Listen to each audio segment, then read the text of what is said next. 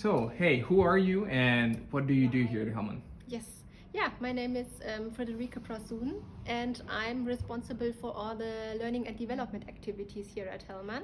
And I'm doing that globally, so that means really all L&D activities all over the world are in our team. Nice. And Mm-hmm. how long have you been doing this? Yeah, so I'm with Hellmann since 11 years. Nice, a little Yeah. over a decade. So you could have left a long time ago. But what Mm-hmm. made you what made you stay within Hellmann in this industry for Yes, so long? a lot of reasons, but I have to say the first point, of course, I'm from HR. The first point I have to mention here are the people. Yeah. So Hellmann has really a lot of wonderful people here at Hellmann. It's nice working together with them. It's really a feeling of trust and collaboration. It is super open and you have so much freedom. So if you have an idea, everyone is open to, yeah, let's try it. And then we will see. So it's a very open and nice culture working here in Hellmann. So this is the people, the culture, the freedom, a lot of points, and of course the industry is super interesting. A lot of different people in different areas, a lot of technology and different products. So every day is new. So this is the reason to stay. Yeah, absolutely, absolutely, and thanks for sharing. And if we take a look, you mentioned the word technology over there. What type of challenges have you faced due to the very quick adoption, or when we had to adopt new technologies due because of the pandemic? How that have made your life here at Hellmann? How have the people adapted? What type of things and methodologies you have used in order to be able to make sure that the competency levels are there to operate in this new world? Of course, it was a change because I would say before the Corona situation, we were a little bit more old school and we are more related to classroom training instead of digital training, especially here in Germany. And then of course we needed to change that from one day to the other, and it was not the problem that we had not the right technology, but of course to reach the people with that and to convince them that a communication training can also take place in a digital classroom. It's not necessary to see each other sitting together in one room. So this change management aspect to say, okay, this is also a good option, let's give it a chance and we try it out, and then they feel, oh yeah, it is also a good way of learning. And of course in our industry we have the situation that we have a lot of blue collars. And the blue collar people, they are not sitting with their laptop or have a mobile phone so that we can say, here, please do this e-learning. So of course there we have this mindset change to accept or to define for them, digital learning is great. We have also to create the whole structure, and that also our blue collar people has access to the systems, that they can use their private device, or that we have terminals in our warehouses where the people can deal in and learn from there. So there it was also the structure, the technical environment where we needed to invest to bring the people to digital learning. Yeah, absolutely. And if we take a look, that you mentioned just a moment ago that before the pandemic you were more traditional classroom type of an educational center in that way. What are now the biggest initiatives since then and during the pandemic you have done, and would you be able to explain those things and that you're most proud of that you've been able to do? Yeah, of course, the focus was really on the situation itself, because there was this change. Everyone has to work from the home office, or it was a different working environment. So we did a lot of training initiatives regarding that. On the one hand, for example, for managers, how to lead from the home office, how to be a hybrid leader. For example, some people sitting in the office, other people are sitting in the home office.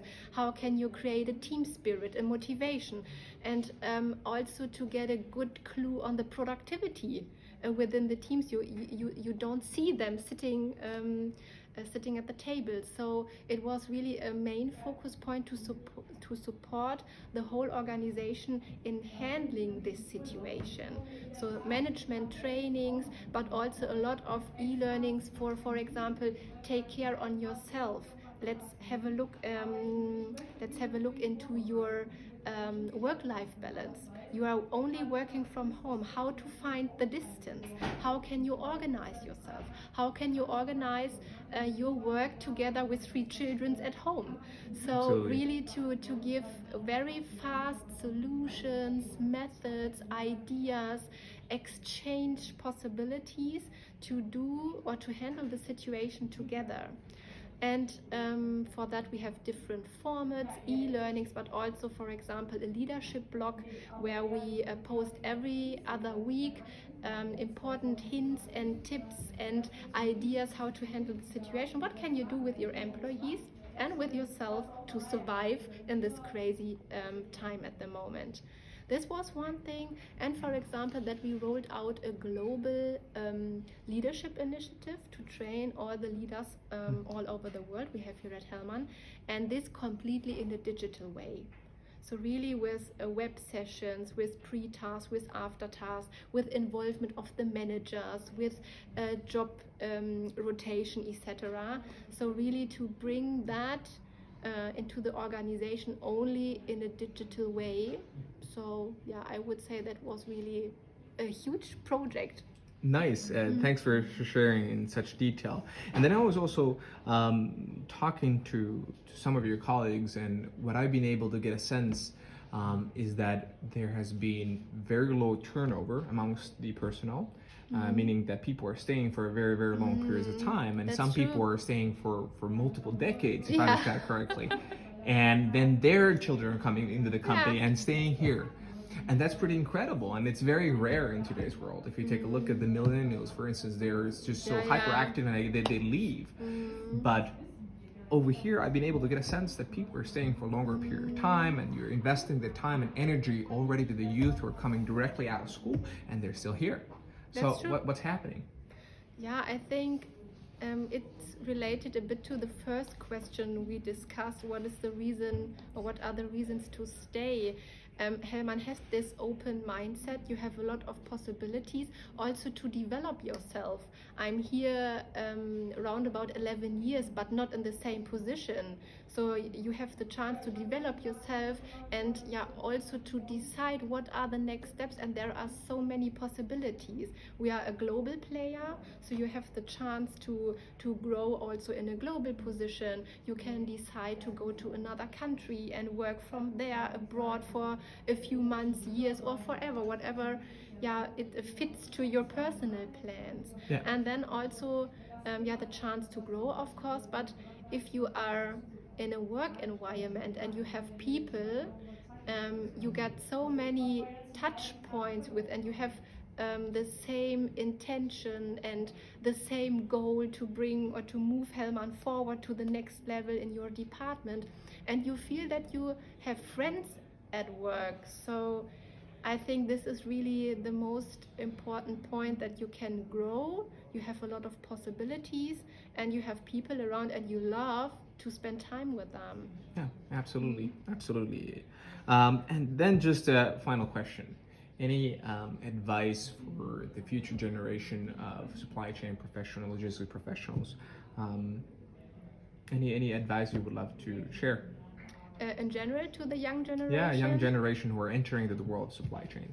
Okay, so of course there is always this conflict with these different generation, the older one, the younger one, and I have to say we have positive things in every generation. So stay as you are, and it is totally fine to have the idea in mind to find the job where I can answer the why, to find the purpose in that, and to do it for a good reason, and to have a look into that, where will I spend my energy? This is lifetime when I'm here at work and doing my job. So everything is good as it is, but of course it is good to have to find a good balance, to also accept that other people has a different view on that, other experience, another background, and that so many competencies and strengths together will bring the best result. So be open and stay as you are. You have a lot of positive things in mind, but the combination of different strengths and expertise yeah, will make it super. Yeah. Thanks a lot for sharing a little bit of your story. Yes, thank you so much.